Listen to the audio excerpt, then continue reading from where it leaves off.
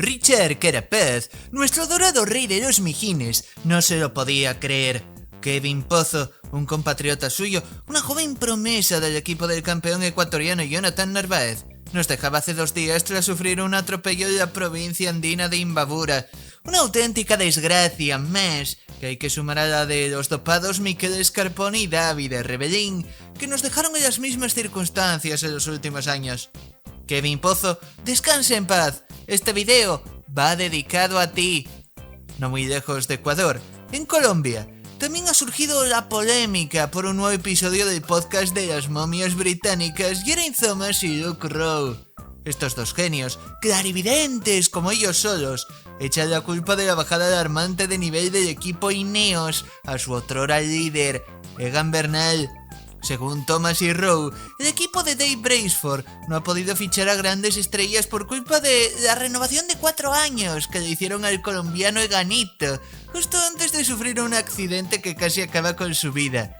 Que el salario del campeón colombiano del Tour de Francia 2019 y del Giro de Italia 2021, de 2,5 millones de euros, ha impedido al calvo Dave Brailsford fichar a pedalistas importantes, a diferencia de equipos como Rabobank o Saunier Duval. Hay que ser desagradecidos y mentirosos. Desde aquí, recordemos al alcohólico galés Thomas, que él solito, con 38 años de edad, sigue ganando más de 3 millones de euros anualmente, y su rendimiento en los 2 últimos años se resume en subirse al podium en el Giro de Italia, el último de ellos a más de 10 minutos del ganador y alien esloveno. Recordemos también que la nueva estrella del equipo, Carlos Rodríguez Cano, también está ganando 2,5 millones de euros, que precisamente fue el salario que el calvo de las ganancias marginales le ha pagado para renovarlo en 2024. Y recordemos también que Tiny Tom Pidcock, el amigo que se pasa el año lesionado para entrenar en Girona y volar como un cohete en solo ciertas carreras al año, gana más de 2,7 millones de euros al año. Es decir, no es que Sky no tenga dinero, es uno de los equipos con mayor presupuesto del World Tour. Simplemente ha fichado auténticos bluffs como Timen Arensman o Tobias Foss y sigue teniendo en sus filas a dinosaurios como el propio Thomas, Mikel Kwiatkowski, Jonathan Castroviejo, Salvatore Puccio, Elia Viviani o el jovencito de 41 años, Cameron Gorf. Ese sí puede ser el principal problema de este equipo y no que Ganito Bernal, la estrella del conjunto hasta 2021, sufrirá un accidente porque el propio equipo le dejó entrenar en Colombia en vez de en entornos más seguros en Europa. Suscríbete si estás de acuerdo con esta información y síguenos también en nuestro Twitter personal Uncle Cycling para saber todas las novedades sobre ciclismo. Y ahora sí, vayamos a lo que nos interesa, el Campeonato del Mundo de Contrarreloj de Zúrich 2024. Es curioso cómo esta prueba, que cumple 30 años de existencia, estuvo dominada por auténticos sucios dopados entre 1996 y 2005, con ganadores hilarantes como Alex Zülle, Laurent Jalabert, Jan Ullrich, Michael Rogers, Santiago Botero o David Millar. Este último, el único campeón al que le quitaron su título por dopaje, a pesar de ser entrenado por el rey de las ganancias marginales, Brailsford. Sin embargo, a partir de entonces, a pesar de que ha habido ganadores como Clasicómano Luigi, el alcohólico británico Wiggins o Basil Kirienka, todos ellos acusados de dopaje con motor o retirarse por enfermedades cardíacas extrañas, ninguno de ellos dio positivo en ninguna competición. La mejor muestra de que el ciclismo, para muchos fans imberbes, ha cambiado. Risible cuanto menos. Lo que no ha cambiado ni cambiará son las pésimas decisiones de Selfie Lapartian, un tipo que ha elegido Ruanda como sede para los mundiales de ciclismo en 2025. Y es que el recorrido de 41 kilómetros, distancia bochornosa para unos campeonatos del mundo, ha sido además extrañamente criticado por varios de los pedalistas que han observado in situ el recorrido en los últimos días. Uno de ellos, el trabajador Joao Almeida, asegurando que se trata de un trazado muy peligroso con muchos baches, curvas ciegas y demasiadas bajadas que lo convierten en una escabechina creada por la UCI. Otro, el campeón europeo Eduardo Affini, que no dudó a la hora de decir que lo ideal hubiese sido que los pedalistas hubiesen ido por otra ruta en vez de la elegida por Lapartian. Hay demasiadas carreras bonitas en Suiza para que les llevasen por un asfalto de mierda y por descensos demasiado peligrosos. El propio Affini aseguraba que no iba a arriesgar más de lo necesario para ganar con semejante recorrido. Pero es que también el principal favorito, Focussin Evenepoel, que nos ha enseñado recientemente en su canal de YouTube su rutina de alimentación, la cual nada tiene que ver con las Pizza Hut que anuncia, ha criticado el recorrido de estos campeonatos del mundo contrarreloj.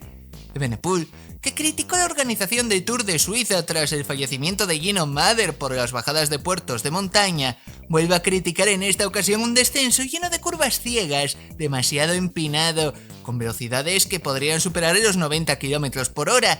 Para un hombre temeroso como Focussin, que sufrió horrores tras su caída en el Giro de Lombardía 2020, puede ser el punto donde perdiese el jersey arcoiris que debía defender. ¿Lo conseguiría? Quédate hasta el final del video para descubrir cómo.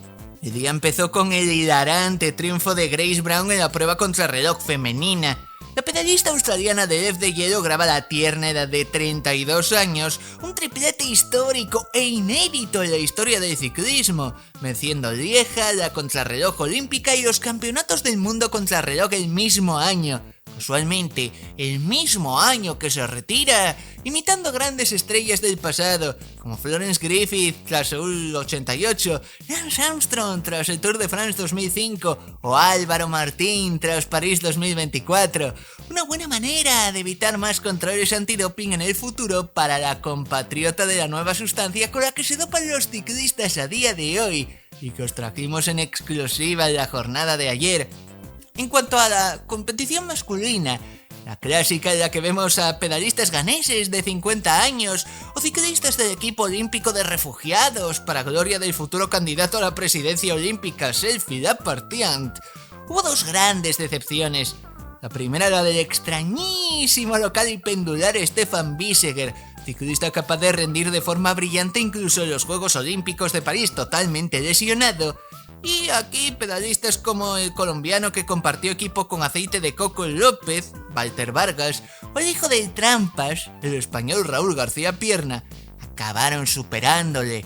La segunda, mucho más notable, la del esquiador esloveno Primož Roglič, que a pesar de presentarse como uno de los favoritos, desde el inicio rindió muy por debajo de su nivel y no ha sabido alcanzar su forma tras la Vuelta a España ganadora. Seguramente ahora tendrá que tragar sus palabras sobre que no iba a trabajar para su compatriota alguien en la prueba de carretera del domingo siguiente.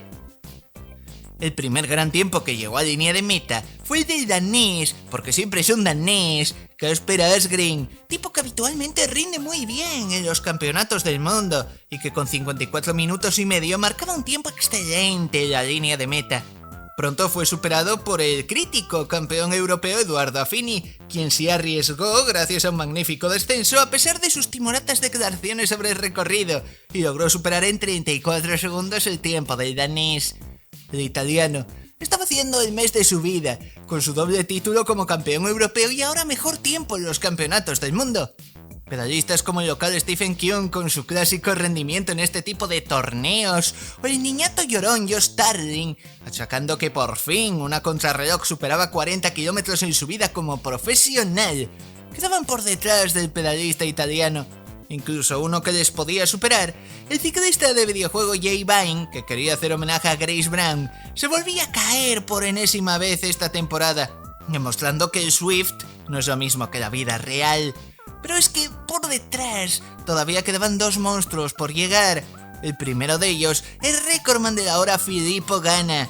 El pedalista del conjunto Sky demostraba a Thomas y Rowe que en Italia, el país de Andrea Piccolo, todavía se sigue manejando buen material y realizó un adelantamiento histórico al esquiador esloveno al entrar en línea de meta que le colocaba con el mejor tiempo. Increíble, pero cierto. El ciclismo italiano contrarreloj colocaba a sus dos monstruos de 1,90 metros de altura como los dos primeros en un mundial con cierto recorrido montañoso. Y de hecho, no lograron el oro por ese terreno empinado, lugar donde el campeón Focussin Evenepoel logró su mayor ventaja sobre Ganna y además lo hizo tras uno de sus clásicos enfados a los que nos tiene acostumbrados cuando se viste con el jersey de Bélgica. Tras un salto de cadena en el inicio de la prueba, llegó a golpear a un cámara de televisión, demostrando que su dosis de Ritalin estaba en su máximo efervescente. A continuación, su prácticamente perfecta postura sobre la bicicleta contrarreloj y un pedaleo constante le llevaron hacia la gloria. Por eso sí, tan solo 6 segundos de ventaja sobre el primero de los dos italianos que le rodearían en el podio final. Los TUE hacen maravillas sobre este pequeño monstruo, que ya es triple campeón del mundo y doble campeón olímpico, la segunda persona que gana los mundiales contrarreloj y los olímpicos contrarreloj el mismo año. Solo nos queda darte la enhorabuena, Focusin, y esperamos que puedas asaltar el jersey arcoíris en la prueba de ruta en 7 días. Podría ser emocionante. Suscríbete para verla con nosotros.